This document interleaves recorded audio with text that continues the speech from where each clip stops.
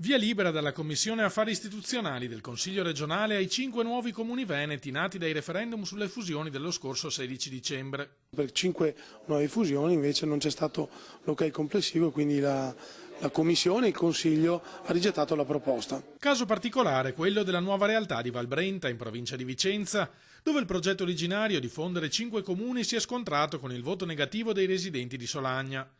La Regione ha deciso di escludere il territorio del paese ribelle e procedere comunque alla fusione dei municipi di Cismon del Grappa, Valstagna, San Nazario e Campolongo sul Brenta. Per Solagna la scelta è stata anche facilitata dal fatto che si tratta del comune più a sud della vallata, quindi non un comune che poteva creare una continuità a livello territoriale. Quindi per questo abbiamo deciso anche di procedere con l'esclusione di questo comune e quindi anche rispettando la volontà del territorio. Sempre in provincia di Vicenza vedono la luce i nuovi comuni di Colceresa, dalle ceneri di Molvena e Mason Vicentino, e Lusiana Conco dai 2 campanili omonimi.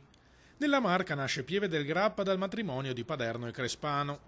Nel bellunese Melle, Lentiaia e Trichiana danno vita a Borgo Valbelluna.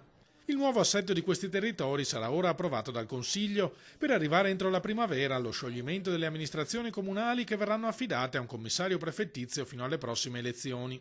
Ci sono dei vantaggi sicuramente dal punto di vista economico, con dei contributi importanti previsti sia a livello nazionale che anche a livello regionale, ma poi anche con delle economie di scala, con un miglior funzionamento dei servizi e con tutta una serie di migliorie dal punto di vista, diciamo, anche amministrativo. Rappresentano un po' anche il futuro, perché oggi delle realtà da 1000-2000 abitanti con pochissimi dipendenti, con la difficoltà anche di dare risposte celeri ai privati cittadini e alle imprese, non sono più ovviamente non sono più competitivi, cioè oggi un comune piccolo ha la difficoltà nell'erogare servizi di qualità.